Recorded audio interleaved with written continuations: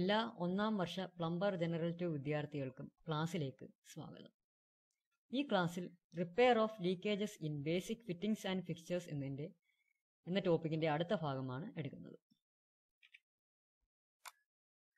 Topics: repair of gate valve, repair of water closet and flushing cistern, wash basin and kitchen sinks, repair of drain lines, noise and odour, plan and schedule of routine maintenance.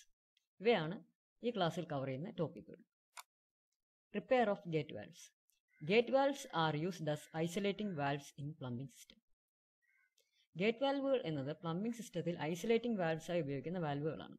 ഇവ സാധാരണയായി ജലപ്രവാഹം നിയന്ത്രിക്കാനല്ല, ആരംഭിക്കാനും അവസാനിപ്പിക്കാനുമാണ് gate വാൽവുകൾ ഉപയോഗിക്കുന്നത്. ഇവ വീടുകളിലും pumping ലൈൻസിനുമെല്ലാം സാധാരണയായി ഉപയോഗിക്കാറുണ്ട്.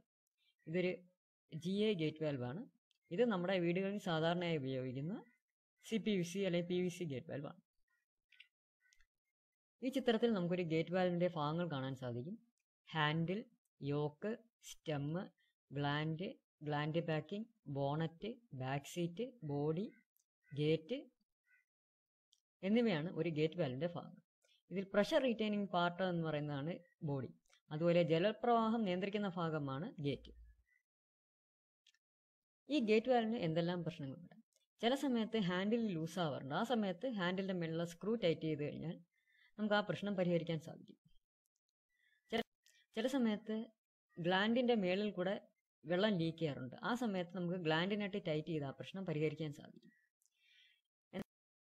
തുടർച്ചയായി ഉപയോഗിച്ച് കഴിയുമ്പോൾ ഗേറ്റ് വാൽവിൻ്റെ ഗ്ലാൻഡ് പാക്കിങ്ങിന് തേയ്മാനം വരാൻ സാധ്യതയുണ്ട്. ആ സമയത്ത് ഹാൻഡിൽ എത്ര തിരിച്ചാലും valve അടയുകയില്ല.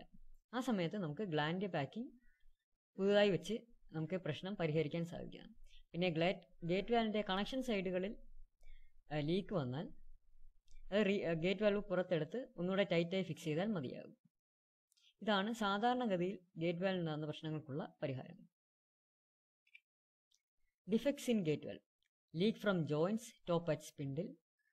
Valve is hard to turn. Spindle rotates without closing the valve. Leak in joints. Leak from the base of valve. Repair. ഈ ഗേറ്റ് വാൽവിലെ പ്രശ്നങ്ങൾ നമുക്ക് എങ്ങനെ പരിഹരിക്കാമെന്ന് നോക്കാം. Cleaning the valve, tighten gland nut, renew packing, replace spindle, tight fixing the valve, replace the valve. Gate വാൽവിലൂടെ ജലം കടന്നു പോകുമ്പോൾ ചില സമയത്ത് ജലത്തിലുള്ള അഴുക്കുകൾ വാൽവിൻ്റെ ഭാഗങ്ങളിൽ അടഞ്ഞുകൂടാൻ സാധ്യതയുണ്ട്. അങ്ങനെ ആകുമ്പോൾ ഗേറ്റ് വാൽവ് ശരിയായി പ്രവർത്തിക്കില്ല. ഈ പ്രശ്നം പരിഹരിക്കാൻ ഗേറ്റ് വാൽവ് പുറത്തെടുത്തിട്ട് അത് ക്ലീൻ ചെയ്താൽ മതിയായിരിക്കും. ചിത്രത്തിൽ ഗേറ്റ് വാൽവിൻ്റെ ഭാഗങ്ങൾ കാണിച്ചിരിക്കുന്നു. ഇത് ബോഡി, ഗേറ്റ്, സ്പിൻഡിൽ, ഗ്ലാൻഡ് നട്ട്, ഹാൻഡിൽ. ചില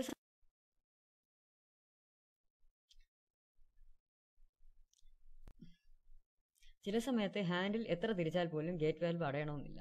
അപ്പോൾ പ്രശ്നമുണ്ടാകാൻ സാധ്യതയുള്ളത് ഗ്ലാൻഡ് നട്ടിനോ സ്പിൻഡിലിനോ ഗ്ലാൻഡ് പാക്കിങ്ങിനോ ആവാം. ചില സമയത്ത് ഗ്ലാൻഡിനും ഹാൻഡിലിനും ഇടയ്ക്കുള്ള ഭാഗത്തൂടെ വെള്ളം ലീക്കായി വരും. അത് സാധാരണ ഗ്ലാൻഡ് നട്ട് ലൂസാകുമ്പോഴാണ്, അല്ലെങ്കിൽ പാക്കിംഗ് നട്ട് ലൂസാകുമ്പോൾ. അത് ടൈറ്റ് ചെയ്യുന്ന വഴി ആ പ്രശ്നം പരിഹരിക്കാൻ സാധിക്കും. ഹാൻഡിൽ എത്ര തവണ തിരിച്ചാൽ പോലും ഗേറ്റ് വാൽവ് ശരിയായി പ്രവർത്തിക്കില്ല, ജലപ്രവാഹം നിൽക്കുന്നില്ല എങ്കിൽ പ്രശ്നം സാധാരണ പാക്കിങ്ങിന് തേയ്മാനം സംഭവിച്ചുകൊണ്ടിരിക്കും. ആ സമയത്ത് ഒരു പുതിയ പാക്കിംഗ് കൊടുത്ത് നമുക്കത് പരിഹരിക്കാൻ പറ്റും. എന്നിട്ടും പ്രശ്നം പരിഹരിക്കാൻ പറ്റിയില്ലെങ്കിൽ ഗേറ്റ് വാൽവിൻ്റെ സ്പിൻഡിൽ മാറ്റേണ്ടി വരും. ഗേറ്റ് വാൽവിൻ്റെ സൈഡിൽ കൂടെയാണ് ലീക്ക് വരുന്നതെങ്കിൽ ഗേറ്റ് വാൽവ് പുറത്തെടുത്ത് ഒന്നുകൂടെ ടൈറ്റായി ഫിക്സ് ചെയ്താൽ മതിയാവും. എന്നിട്ടും പ്രശ്നങ്ങൾ പരിഹരിക്കാനായില്ലെങ്കിൽ നമുക്ക് ഗേറ്റ് വാൽവ് മൊത്തത്തിൽ റീപ്ലേസ് ചെയ്യേണ്ടി വരും. Water closets. The main problems that occur in water closets are leakage, clogging, problems in flushing system. Leakage in water closet mainly occurs around the tank water closet connector or around wax seal connecting bowl to the drainage line. It can be corrected by easily replacing wax seal or changing tank bowl connector. Water ക്ലോസറ്റിൽ പ്രധാനമായി leakage ഉണ്ടാകുന്നത് ബൗളും water ക്ലോസറ്റിൻ്റെ supply tube, അതായത് flushing സിസ്റ്റേണിൽ നിന്ന് വരുന്ന പൈപ്പിൻ ബൗളും കൂടെ ജോയിൻ ചെയ്യുന്ന ഭാഗത്തുണ്ടാകുന്ന ലീക്കാണ്. അവിടെ ഒരു ഗ്യാസ്കറ്റ് ഉണ്ട്, അതുപോലെ ഒരു ടൈറ്റനിങ് നട്ടുണ്ട്. ചില സമയത്ത് ടൈറ്റനിങ് നട്ട് ലൂസാവുന്നതാവാം, അല്ലെങ്കിൽ വാഷറിന് കേടുപാടുകൾ വരുന്നതാവാം. വാഷർ അല്ലെങ്കിൽ ഗ്യാസ്കറ്റ്. നട്ട് ടൈറ്റ് ചെയ്യുന്ന വഴിയോ അല്ലെങ്കിൽ ഗ്യാസ്കറ്റ് മാറി പുതിയത് സ്ഥാപിക്കുന്ന വഴിയോ നമുക്ക് ഈ പ്രശ്നം പരിഹരിക്കാൻ സാധിക്കും. ചില സമയത്ത് ക്ലോസറ്റ് ബൗളും ഡ്രെയിനേജ് ലൈനും ജോയിൻ ചെയ്യുന്ന ഭാഗത്തായിരിക്കും ലീക്ക് വരുന്നത്. അത് സാധാരണയായി അവിടെയുള്ള വാക്സ് സീലിന് തേയ്മാനം സംഭവിക്കുമ്പോഴാണ്. അപ്പോൾ പുതിയ വാക്സ് സീൽ നൽകി നമുക്ക് ഈ പ്രശ്നം പരിഹരിക്കാം. ചില സമയത്ത് പേപ്പറോ അതുപോലുള്ള പദാർത്ഥങ്ങൾ കൊണ്ടോ ക്ലോസറ്റ് ബൗൾ അടഞ്ഞു പോകും. ആ സമയത്ത് അവ മാറ്റിയാൽ മാത്രമേ നമുക്ക് പ്രശ്നം പരിഹരിക്കാൻ സാധിക്കൂ. അതിന് ഉപയോഗിക്കുന്നത് പ്ലഞ്ചർ അല്ലെങ്കിൽ ക്ലോസറ്റ് സ്നേക്കാണ്. ഈ കാണിച്ചിരിക്കുന്ന ഒരു പ്ലഞ്ചറാണ്. ഇത് പേപ്പർ വേസ്റ്റ് കയറി അടഞ്ഞുപോയ ഒരു ക്ലോസറ്റിനെ ഒരു ക്ലോസറ്റ് സ്നേക്ക് ഉപയോഗിച്ച് ക്ലീൻ ചെയ്യുന്നതാണ് കാണിച്ചിരിക്കുന്നത്. ഈ ബ്ലോക്ക് മാറി കഴിയുമ്പോൾ അത് സാധാരണ രീതിയിൽ പ്രവർത്തിക്കുന്നു. Flushing system. ഫ്ലഷിംഗ് സിസ്റ്റം എന്ന് പറഞ്ഞാൽ യൂറോപ്യൻ വാട്ടർ ക്ലോസറ്റുകളിൽ ഫ്ലഷിങ്ങിന് വേണ്ടി ഉപയോഗിക്കുന്ന ടാങ്കിനെയാണ് നമ്മൾ ഫ്ലഷിംഗ് സിസ്റ്റം എന്ന് പറയുന്നത്. Flushing system requires repair when handle leaks, tank doesn't fill, water runs down continuously in to the bowl, water overflows from the tank and flushing system does not flush at all. ചിത്രത്തിൽ കാണിച്ചിരിക്കുന്ന ഒരു flushing system അല്ലെങ്കിൽ flush ടാങ്കാണ്. ഇത് leak ചെയ്യുന്ന ഒരു ടാങ്കാണ്. ഇത് ചിത്രത്തിൽ അതിൻ്റെ ഭാഗം കാണിച്ചിരിക്കുന്നത്. ഒരു ഫ്ലഷിംഗ് സിസ്റ്റത്തിൻ്റെ ഭാഗങ്ങൾ ഇതാണ്. വാട്ടർ സ്റ്റോർ ചെയ്യുന്ന ഒരു വാട്ടർ ടാങ്ക്, ഹാൻഡിലുമായിട്ട് കണക്റ്റഡ് ആയിട്ടുള്ള ലിഫ്റ്റ് റോഡും ഫ്ലാപ്പർ വാൽവും, പിന്നെ ഒരു ഫിൽ ട്യൂബും ഫിൽ വാൽവും ഫ്ലോട്ട് വാൽവും. ഈ ഭാഗത്തൂടെയാണ് ജലം വാട്ടർ ക്ലോസറ്റിലോട്ട് പോകുന്നത്. ഒരു ഫ്ലഷിംഗ് സിസ്റ്റത്തിൻ്റെ പ്രവർത്തനം എങ്ങനെയാണെന്ന് നോക്കാം. ഈ ഹാൻഡിൽ താഴോട്ട് അമർത്തുമ്പോൾ അതുമായിട്ട് ലിങ്കായിട്ടുള്ള ഫ്ലാപ്പറിൻ്റെ മുകളിലുള്ള ഫ്ലാപ്പർ വാൽവ് മുകളിലേക്ക് വരികയും ടാങ്കിൽ സ്റ്റോർ ചെയ്തിട്ടുള്ള വെള്ളം ക്ലോസറ്റ് ബൗളിലേക്ക് ഒഴുകുകയും ചെയ്യും. ഇതേ സമയത്ത് തന്നെ ഫ്ലോട്ട് വാൽവ് വെള്ളത്തിൽ പൊങ്ങിക്കിടക്കുകയാണ്. അപ്പോൾ ടാങ്കിലെ വെള്ളം താഴുമ്പോൾ ഫ്ലോട്ട് വാൽവ് ഓട്ടോമാറ്റിക്കലായി താഴേക്ക് വരികയും ഫിൽ വാൽവ് ഓപ്പൺ ആവുകയും വെള്ളം ടാങ്കിലേക്ക് തിരിച്ചൊഴുകുകയും ചെയ്യുന്നു. അങ്ങനെയാണ് ടാങ്ക് നിറയുന്നത്. ഫ്ലഷിംഗ് സിസ്റ്റമിലെ പ്രശ്നങ്ങളായിട്ടാകുന്നത് ഹാൻഡിൽ ലീക്ക് ചെയ്യാം, ടാങ്ക് നിറയുന്നില്ല, ടാങ്കിൽ നിന്ന് വെള്ളം കണ്ടിന്യൂസ് ആയിട്ട് ബൗളിലേക്ക് പോകുന്നു, ടാങ്ക് നിറഞ്ഞ് വെള്ളം ഒഴുകുന്നു, പിന്നെ ഫ്ലഷ് ചെയ്യുന്നതേ ഇല്ല. ഇങ്ങനെയുള്ള പ്രശ്നങ്ങളാണ് സാധാരണയായി കണ്ടുവരുന്നത്. ഹാൻഡിൽ ലീക്ക് ആവുകയാണെങ്കിൽ നമുക്ക് ഹാൻഡിൽ മാറ്റി നമുക്ക് ആ പ്രശ്നം പരിഹരിക്കാൻ സാധിക്കും. ടാങ്ക് തിരിച്ച് ഫില്ലാവുന്നില്ലെങ്കിൽ അത് ഫ്ലഷ് വാൽവിനും ഫിൽ ട്യൂബിനും അല്ലെങ്കിൽ ഫിൽ വാൽവിനുള്ള പ്രശ്നങ്ങളായിരിക്കും. അപ്പോൾ ഫ്ലോട്ട് വാൽവ് ചീത്തയായതാണെങ്കിൽ അത് മാറ്റി നമുക്ക് പ്രശ്നം പരിഹരിക്കാൻ സാധിക്കും. ചില സമയത്ത് ഫ്ലോട്ട് വാൽവ് ഒന്ന് പുറത്തെടുത്ത് ക്ലീൻ ചെയ്തിട്ട് തിരിച്ചു വെച്ചാൽ മതിയാകും. വാട്ടർ കണ്ടിന്യൂസ് ആയിട്ട് ടോയ്ലറ്റ് ബൗളിലേക്ക് കൊടുക്കുന്നെങ്കിൽ പ്രശ്നം സാധാരണഗതിയിൽ ഫ്ലാപ്പർ വാൽവിനായിരിക്കാനാണ് സാധ്യത. അതുപോലെ ടാങ്കിൽ നിന്ന് വെള്ളം ഓവർഫ്ലോ ചെയ്യുന്നുണ്ടെങ്കിൽ അത് സാധാരണ ഫ്ലോട്ട് വാൽവിനും ഫിൽ വാൽവിനും പ്രശ്നമുള്ളപ്പോഴാണ് സാധാരണ ഇങ്ങനെ വരുന്നത്. പിന്നെ ഫ്ലഷ് ഒട്ടും ചെയ്യുന്നില്ലെങ്കിൽ ടാങ്കിലോട്ടുള്ള വാട്ടർ സപ്ലൈ തടസ്സപ്പെടുന്നതെന്നാണ് അർത്ഥം. അത് സാധാരണ വാട്ടർ സപ്ലൈ ലൈനിലുള്ള പ്രശ്നമാകാനാണ് സാധ്യത. These defects can be corrected by repairing water supply connection, changing handle, adjusting float valve, cleaning valve assembly stem, replacing flapper valve and valve assembly.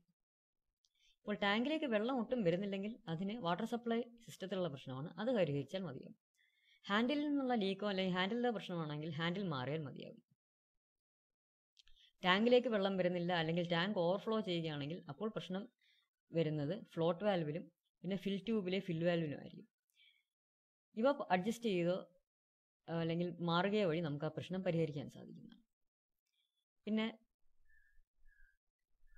Flushing സിസ്റ്റങ്ങളിൽ പ്രധാനമായി വരുന്നൊരു പ്രശ്നമെന്ന് പറയുന്നത് ഫ്ലഷിംഗ് സിസ്റ്റമിൽ വരുന്ന വെള്ളത്തിലുള്ള അഴുക്കുകൾ ഈ വാൽവിൻ്റെ ഇടയ്ക്ക് അടിഞ്ഞുകൂടുമ്പോൾ വാൽവുകൾ ശരിയാവണ്ണം പ്രവർത്തിക്കില്ല. അങ്ങനെ മൂലം ഉണ്ടാകുന്ന പ്രശ്നങ്ങളാണെങ്കിൽ വാൽവ് അസംബ്ലി പുറത്തെടുത്ത് ക്ലീൻ ചെയ്തതിന് ശേഷം തിരികെ സ്ഥാപിച്ചാൽ ആ പ്രശ്നങ്ങൾ പരിഹരിക്കപ്പെടും. പിന്നെ ഫ്ലഷ് ടാങ്കിൽ നിന്ന് വെള്ളം കണ്ടിന്യൂസ് ആയിട്ട് ബൗളിലേക്ക് ഒഴുകുകയാണെങ്കിൽ ഫ്ലാപ്പർ വാൽവിനും ഫ്ലാപ്പർ വാൽവ് അസംബ്ലിയിലുമായിരിക്കും ആ പ്രശ്നം. അപ്പോൾ അവ മാറ്റുന്ന വഴി നമുക്ക് പ്രശ്നം പരിഹരിക്കാൻ സാധിക്കുന്നതാണ്.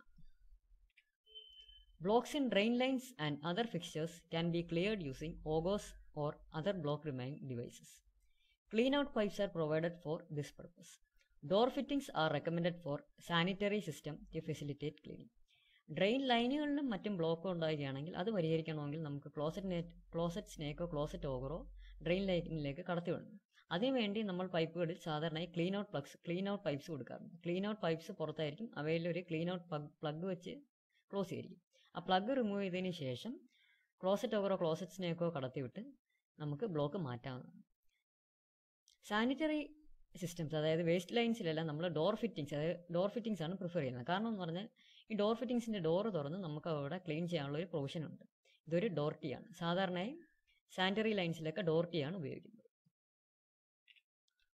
Blocks in wash basin and kitchen sink can be solve using plunger, drain snake, using cleaning solutions. Wash ബേസിനിലോ കിച്ചൺ സിങ്കിലോ ബ്ലോക്ക് വരികയാണെങ്കിൽ അവ നമുക്ക് പ്ലഞ്ചർ ഉപയോഗിച്ചോ അല്ലെങ്കിൽ ക്ലീനിങ് സൊല്യൂഷൻസ് ഉപയോഗിച്ചോ അതുപോലെ ഡ്രെയിൻ സ്നേക്ക് ഉപയോഗിച്ചോ പരിഹരിക്കാൻ പറ്റുന്നതാണ്. അതുപോലെ തന്നെ വാഷ് ബേസിനുകൾക്കും കിച്ചൺ സിങ്കുകൾക്കും നമ്മൾ ബോട്ടിൽ ട്രാപ്പ് കൊടുക്കാറുണ്ട്. അപ്പോൾ ബ്ലോക്ക് വരികയാണെങ്കിൽ ബോട്ടിൽ ട്രാപ്പ് തുറന്ന് നമുക്ക് ക്ലീൻ ചെയ്യാനുള്ള പ്രൊവിഷനും ഉണ്ട്. Noise in plumbing system occurs due to water hammer effect and defective ventilation. Plumbing സംവിധാനത്തിൽ ശബ്ദമലിനീകരണം ഉണ്ടാകുന്നതിനുള്ള പ്രധാന കാരണം എന്ന് പറയുന്നത് വാട്ടർ ഹാമർ എഫക്റ്റും ഡിഫക്റ്റീവ് വെന്റിലേഷനുമാണ്. ടാപ്പുകളിൽ നിന്ന് വെള്ളം വന്നുകൊണ്ടിരിക്കുമ്പോൾ പെട്ടെന്ന് അത് അടയ്ക്കുമ്പോൾ ജലപ്രവാഹം തടസ്സപ്പെടും. ഈ ജലപ്രവാഹം തടസ്സപ്പെടുമ്പോൾ പൈപ്പിനുള്ളിലെ മർദ്ദം കൂടുന്നു. ഇതുമൂലം ശബ്ദം ഉണ്ടാകുന്നു. അതുപോലെ തന്നെ ഈ മർദ്ദം മൂലം പൈപ്പ് പൊട്ടിപ്പോകാനും സാധ്യതയുണ്ട്. Water hammer arresters are used to reduce noise as well as to safeguard pipes from bursting. ഇങ്ങനെ ഉണ്ടാകുന്ന വാട്ടർ ഹാമർ എഫക്റ്റ് മൂലം പൈപ്പുകൾ ജോയിന്റുകളിലും മറ്റും പൊട്ടാൻ സാധ്യതയുണ്ട്. ഇത് തടയാൻ വേണ്ടി നമ്മൾ വാട്ടർ ഹാമർ അറസ്റ്റേഴ്സ് ഉപയോഗിക്കും. ഇതൊരു വാട്ടർ ഹാമർ അറസ്റ്ററിന്റെ ചിത്രമാണ്. Foul gases enter rooms when there is no water seal in sanitary fixtures. This can be avoided by providing suitable tracks of fixtures and ensuring proper air circulation through vent pipes.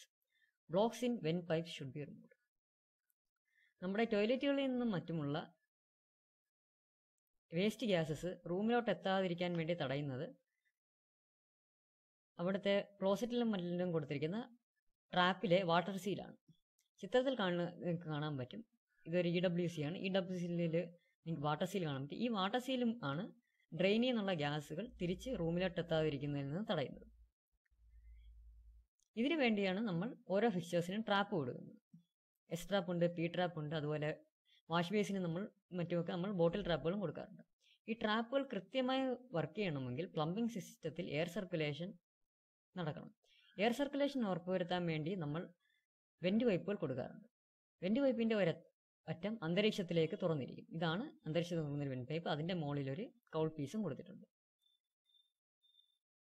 ട്രാപ്പുകൾ കൃത്യമായി work ചെയ്യണമെങ്കിൽ went പൈപ്പുകളും കൃത്യമായി work ചെയ്യണം. അപ്പോൾ went പൈപ്പുകൾ block ഉണ്ടാവാൻ പാടില്ല. അങ്ങനെ ഉണ്ടെങ്കിൽ അവ ക്ലീൻ ചെയ്യണം. അല്ലെങ്കിൽ ഫൗൾ ഗ്യാസസ് നമ്മുടെ വീട്ടിലെ റൂമുകളിൽ എൻ്റർ ചെയ്യുകയും ചെയ്യും. ശബ്ദമലിനീകരണം ഉണ്ടാകും. അതുപോലെ തന്നെ ട്രാപ്പിൽ വാട്ടർ സീൽ നിൽക്കില്ല. ഇതുമൂലം പല പല പ്രശ്നങ്ങളും ഉണ്ടാകും. അതുകൊണ്ട് പ്രോപ്പർ വെന്റിലേഷൻ ഉറപ്പുവരുത്തണം. Different types of pipes and methods of repair. ഈ ടേബിളിൽ പലതരം പൈപ്പ് മെറ്റീരിയൽസും അവയിലുണ്ടാകുന്ന ഡിഫക്റ്റുകളും അവയ്ക്ക് വേണ്ടുന്ന പരിഹാര മാർഗങ്ങളുമാണ് കാണിച്ചിരിക്കുന്നത്. ജോയിന്റ് ഫെയിലിയർ, ബിറ്റിൽ ഫെയിലിയർ, കൊറോഷൻ സാധാരണ വരുന്നത് മെറ്റൽ പൈപ്സിലാണ്. അതായത് കാസ്റ്റ് അയൺ, ഡക്റ്റൈൽ അയൺ മുതലായ പൈപ്പുകളിലാണ് കൊറോഷൻ ഉണ്ടാകുന്നത്.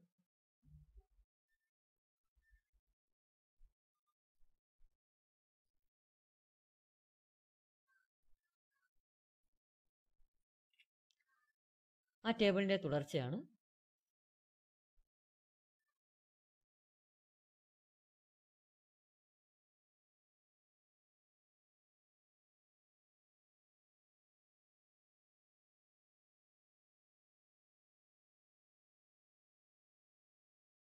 Prepare the plan and schedule of routine maintenance, repairs and modifications. ഒരു ഡിപ്പാർട്ട്മെൻറ്റിന് വേണ്ടിയോ അല്ലെങ്കിൽ ഒരു കസ്റ്റമറിന് വേണ്ടിയോ നമ്മൾ പ്ലംബിംഗ് മെയിൻ്റനൻസ് ഷെഡ്യൂളും റിപ്പയർ ഷെഡ്യൂളും ഉണ്ടാക്കുന്നതിനുള്ള സ്റ്റെപ്സാണ് പറഞ്ഞിരിക്കുന്നത്. As per manufacturer's recommendation, check the need for repair or replacement requirement of plumbing items. Read the existing warranties and service agreements made by the user prior to start of maintenance or repair work. Prepare the estimate cost of work to be done and collect a quotation if required. Collect the written approval of the work to be carried out by the concerned person. Detailed information at the site must be collected and check the requirement of access to the site. Identify and select the labor and machinery for activities. ഒരു കസ്റ്റമർക്ക് വേണ്ടി നമ്മൾ plumbing schedule അല്ലെങ്കിൽ plumbing repair plan ഉണ്ടാക്കുന്നതിൻ്റെയാണ് ഈ പറഞ്ഞിരിക്കുന്നത്. അതിനായി ആദ്യം നമ്മൾ അവിടെയുള്ള ഫിക്ചേഴ്സിൻ്റെ എല്ലാം മാനുഫാക്ചേഴ്സ് റെക്കമെൻഡേഷൻ നോക്കും. അവയ്ക്ക് റീപ്ലേസ്മെൻറ്റ് അല്ലെങ്കിൽ റിപ്പയർ ആവശ്യമായ സമയമാണോ എന്ന് നോക്കും. ഇതെല്ലാം നമുക്ക് മാനുഫാക്ചേഴ്സ് റെക്കമെൻഡേഷനിൽ നിന്ന് കിട്ടുന്നതാണ്. അതുപോലെ തന്നെ എക്സിസ്റ്റിംഗ് വാറൻറ്റിയും മറ്റും ചെക്ക് ചെയ്ത് കഴിഞ്ഞാൽ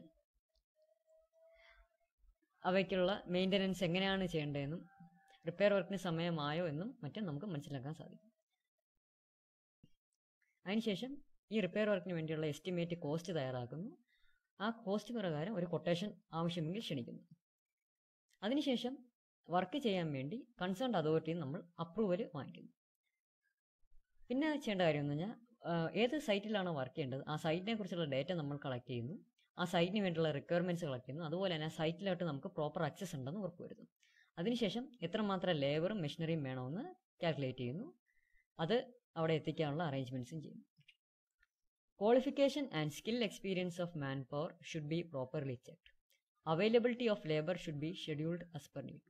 Availability of tools and equipments machinery should be ensured as per work.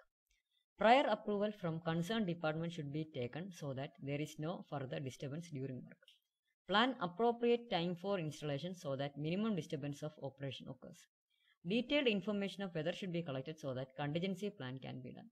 Mention in detail about the schedules, jobs to be carried out in the work order, etc. Submit the bill and final report of execution of the work to the customer. ക്വാളിഫൈഡും സ്കിൽഡുമായിട്ടുള്ള man power ആണ് നമ്മൾ ജോലിക്ക് വേണ്ടി നിയോഗിക്കേണ്ടത്. അതുപോലെ തന്നെ schedule പ്രകാരം ആവശ്യമുള്ള അത്രയും ജോലിക്കാർ, പ്ലാന്റ്, മെഷീനറി എന്നിവ സൈറ്റിൽ എത്തിക്കേണ്ടതാണ്. ജോലി തുടങ്ങിയതിന് ശേഷം അത് തടസ്സപ്പെടാൻ പാടില്ല. അതിനുവേണ്ടി നമ്മൾ പ്രയർ സാങ്ഷൻ കൺസേൺഡ് അതോറിറ്റിയിൽ നിന്ന് നേരത്തെ വാങ്ങിക്കേണ്ടതാണ്. പിന്നെന്ന് പറയുന്നത് പ്ലാന്റ് ആൻഡ് മെഷീനറികൾ പുറത്തുനിന്ന് നമുക്ക് സ്ഥാപിക്കേണ്ടി വന്നാൽ അവയുടെ ഇൻസ്റ്റലേഷൻ ടൈം നമ്മൾ നേരത്തെ തീരുമാനിച്ചിരിക്കണം. അതായത് വർക്ക് തുടങ്ങിക്കഴിഞ്ഞാൽ അതിനിടയ്ക്ക് വെച്ച് പ്ലാന്റ് മെഷീനറികളും സൈറ്റിൽ മിനിമം ഡിസ്റ്റർബൻസേ ഉണ്ടാകാൻ പാടുള്ളൂ. അതുകൊണ്ട് പ്രയറായിട്ട്, അതായത് വർക്ക് തുടങ്ങുന്നതിന് മുമ്പ് തന്നെ നെസറി പ്ലാന്റും മെഷീനറിയും ബാക്കി ആവശ്യമായ സാമഗ്രികളെല്ലാം സൈറ്റിൽ എത്തിക്കേണ്ടതാണ്. പിന്നെ വെതർ കണ്ടീഷൻസിൻ്റെ ഒരു അബ്സല്യൂട്ട് ഡേറ്റ നമ്മൾ കളക്ട് ചെയ്യണം. അങ്ങനെയാണെങ്കിൽ എന്തെങ്കിലും പെട്ടെന്ന് കാലാവസ്ഥയിൽ എന്തെങ്കിലും മാറ്റം ഉണ്ടായാൽ നമുക്കൊരു കണ്ടിജൻസി പ്ലാൻ ഉണ്ടാക്കണം.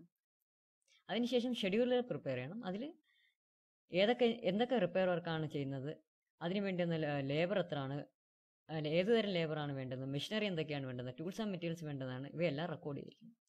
ഇവയ്ക്ക് ശേഷം അവസാനം ബില്ല് പ്രിപ്പയർ ചെയ്യണം. അതിനുശേഷം വർക്ക് ചെയ്തതിൻ്റെ ഒരു ഫൈനൽ റിപ്പോർട്ടും കൂടെ കസ്റ്റമറിന് സബ്മിറ്റ് ചെയ്യണം. ഇവ രണ്ട് സബ്മിറ്റ് ചെയ്തതിന് ശേഷം മാത്രമേ ബില്ല് പാസ്സാക്കി നമുക്ക് കസ്റ്റമറുടെ നിന്ന് വർക്കിനുള്ള പണം കണ്ടെത്താൻ പറ്റും. എല്ലാ വിദ്യാർത്ഥികൾക്കും ക്ലാസ്സിൽ പറഞ്ഞ കാര്യങ്ങൾ മനസ്സിലായി എന്ന് പ്രതീക്ഷിക്കുന്നു. ഈ ക്ലാസ് കേട്ട എല്ലാ വിദ്യാർത്ഥികൾക്കും നന്ദി. Thank you.